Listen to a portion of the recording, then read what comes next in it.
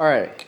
So I'm Aaron Su. I think most of you know me, but we do have some new faces here. So I figured in this report on Co-dfns, we're going to start with a little bit of background about Co-dfns and why we care, because that's a legitimate question, and the project actually has a fairly complex overall mission, because the general mission here is to try to make APL more scalable and more accessible to more people, right? And that's a very wide-ranging domain. So there's a lot of ways in which we can tackle that problem. And traditionally, the Co-dfns project is looking at tackling that problem from the area of parallelism. How do we take advantage of parallelism in the APL language and use that to then spread APL to either more domains or to different people? And the number of domains that we can tackle with the existing interpreter are so many, and they're good fits for most of the people in the room, but we want to also try to say, what can we do to make APL more feasible in more places? So how do we do that? What do we need to tackle? And really, from the Co-dfns perspective, we're looking at tackling this from two primary lenses. One is an educational one of how do we actually use APL in these domains? What does it look like to use APL in places where you may not have seen APL before, or where the last research in this area might have been in the 80s? Then we ask, where do we want to APL?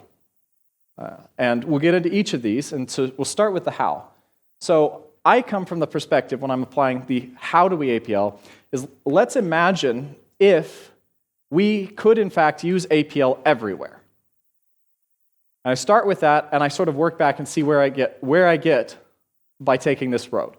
And previously, we got to this point here where the Co-dfns compiler itself was written in APL and demonstrated how to do data parallel tree processing at scale. And that was for the core tree transformations that we were working on. But previously, the parser and the code generator were not implemented in this data parallel tree processing approach. Now they are. So now the entire Co-dfns compiler is implemented in this data parallel style. So the parser itself is just written in the same way that the compiler core is written, and it's a pure linear data flow all the way through, all the way to the end, which is the code generation, and then we spit out our code. And that has a few ramifications that are really interesting. But one of them was it's much faster. So it turns out the old parser, it's easy to write bad parsers. I'm not immune to that, especially when I'm using traditional computer science technology. And when I switch to a more APL-centric approach, in some of the tests, we get a 60+ times speed up on actual parsing of your data. But in addition to that, when we write it this way, it's easier to debug, and it's easier to introduce more error checks in the parsing to provide more feedback to the user about parsing errors and about things that are happening inside of your APL code, including how do we handle ambiguous APL? Can we infer more types from the system? Because one of the problems with parsing APL is that you have the need to type inference your APL code in order to fully parse it. That's why the interpreter works off of more or less a type of token stream to do the execution and doesn't fully parse the system in advance, because it can't. And we've also added support for more language features and more input types. And part of the reason we're doing this is because now in the Co-dfns project, the parser itself is considered one of the public APIs from the project. And the idea here is, why do we care about this? And it's that we keep seeing more and more people wanting to do things with the APL code itself. So people who have these refactoring projects, people who might need to do code analysis. Maybe they've got a big runtime that they need to rewrite. Maybe you've got a system that has semi-globals with lots of threads that are causing interactions and concurrency problems, and you want to analyze your data and try to look for race conditions. So being able to have an AST that then you can compute a control flow graph over to do that work is something that might be difficult if you don't already have a parser for your APL system. So now, traditionally, this is how the parser would work, is you'd give it some APL code, and you would get the parsed tree out. And traditionally, you had to be in a closed namespace. But with the new parser, one of the things you get is you can give it, at the moment, any closed expression, and you also get the parse out. So now the parser can be used to apply to a lot more different types of inputs for the APL expression. And in this system, I put a bunch of the details into the tree here, but you get type information from here. You get things like, are the variables scoped locally? Are they global? Are they semi-global? Are they dynamically scoped? Are they lexically scoped? Are they mostly characters? Are they name classes? All of that stuff is inferred from the system. And so then you can use this tree to do your analysis over your code. Now, of course, you don't actually, when you run this Co-dfns PS, which I'm sure all of you just ran on your computer, you don't get this nice pretty tree. But what you do have is that those trees were generated with another utility that's available in Co-dfns that people have asked me about, which are these tree pretty printing utilities. So you can pretty print the tree with horizontal or vertical and give it an arbitrary set of labels for the tree that you work off of given your parent vector, which is the core data structure that's used inside the compiler. So what you get out of the parser is actually this structure, which is an inverted table, two inverted tables and a symbol table along with your original input source that you can parse over. And you get your depth vector, your type, your kind, your names, so these are your references to your names, your lexical scope information, and your position and end information, which was added recently, so that you can track the AST relative to the original source locations. And this is considered part of the public API that you can now use on your source code. And in addition to this, we have a much richer ability to report on your errors. So we scan your source code and we find all of the errors that we can find at a given level, and we report on that class of errors across your whole source tree. And rather than just having a single caret where we identified the location, we highlight anything that we think is relevant to the error across all of the lines of code. So if you have variables that are unrecognized or something, we might highlight all the variables that have the wrong scope or that are unbound. Or we might say, you've forgotten a parenthesis here, and we think that it extends out here, and this is where it stopped, and all of this, which is the first example. Or if you've misspelled a keyword, we're going to highlight the whole keyword instead of just part of the keyword, and so forth. Or we can give these hints to people, which is something that I encountered when working with some of the people that are just beginning on APL, is if you get an error on this, you might not realize what's expected. So we can provide hints in terms of saying, we expect this type of thing here, and you need to do this type of thing when you're working. So in order to use the brackets, you have to put a function or an array on its left-hand side. And so the idea is hopefully that this will allow people, both in academia and in industry, to more readily be able to access static analysis over their APL code. And so because APL parsing is a non-trivial problem, so we're hoping to outsource that a little bit from everybody having to write their own parser, so that you can now do the interesting work around that. And if you want to see more about the architecture that we were using in this, you can look at the talk that's going to happen on Thursday about text processing in APL. So what about the code generator? Because now the code generator is data parallel. And why did we do that? Because it's a relatively simple problem. But to get to the reason we're playing with the code generator now, we have to ask, where do we execute our APL code? And traditionally, we execute our APL code in the Co-dfns compiler on the GPU. That's what we were targeting. That was our first target that we were looking at. And I like the structure today because we've had at least 2 talks that have referred to our applications for the GPU, the Rodrigo's UNet work. And this is a sort of this class of machine learning problems and HPC problems, where the GPU becomes really useful. And we tested a lot of this on the UNet network, which is sort of this image segmentation problem. And I have to insert this here, but I finally did it. I finally got to play with a rank 5 dyadic transpose. And I loved working with this because Rodrigo and I sat staring at our code for a moment, like, it's here. I know it's here. Where is it? What is it? And then I think it must have taken 10, 15 minutes, and finally it clicked, and it was like, there it is. It's beautiful. And so that's my favorite little chunk of code from the UNet architecture. But everybody has been graciously withholding the end result story of that UNet project, which is how fast did it go?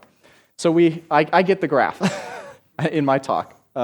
So we took the execution time of the forward and back propagation passes on the UNet learning network, which means you run it through once forwards, and then you run it through backwards to get your training data, over your training data.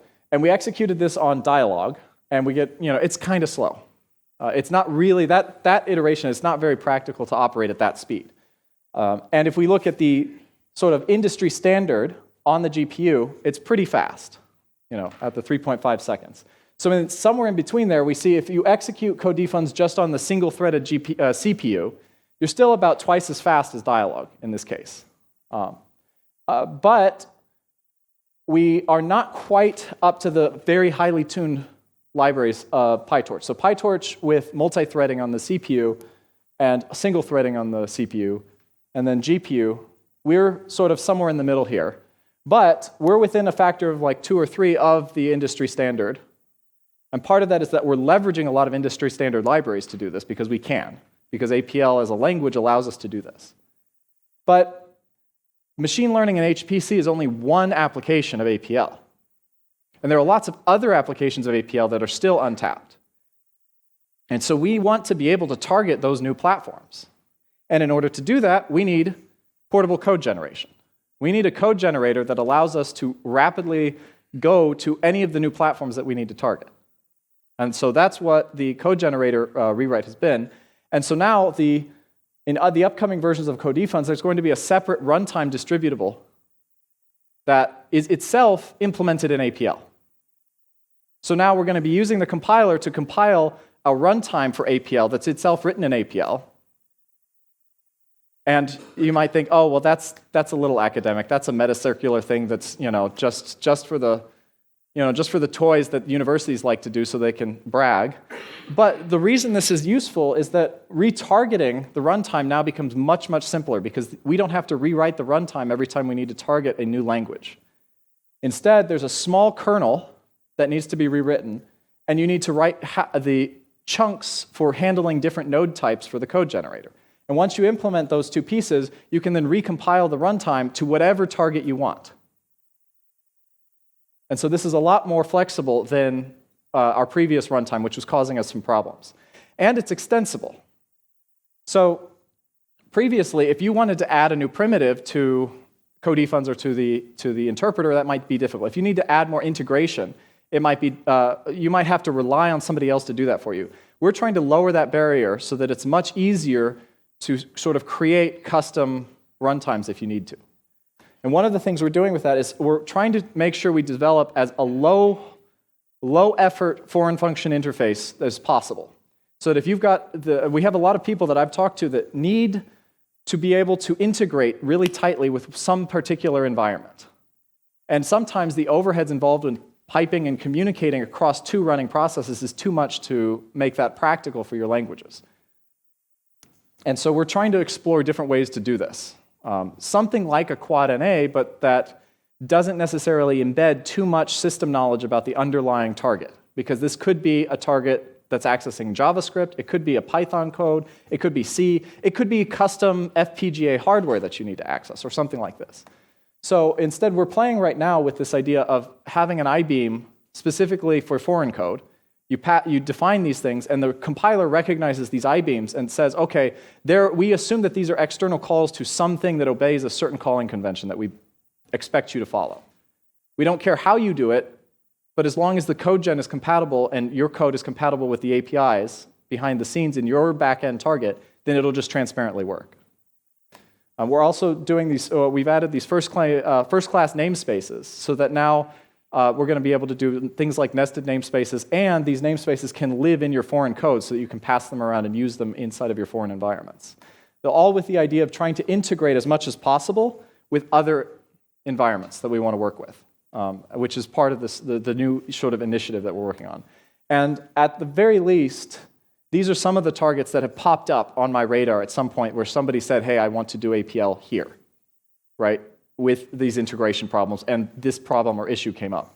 With WASM and JavaScript being really high on that list, and then, but I've even seen some people talking about custom hardware for array-oriented customized hardware that we might need to target.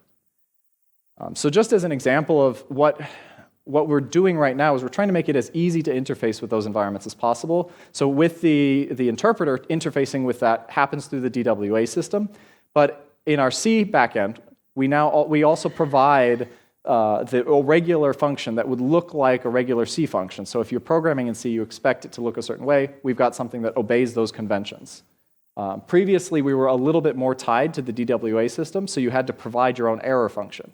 Now the error codes are propagated through the C backend in the way that a standard C function would work. And this turns out to be useful even in the DWA case.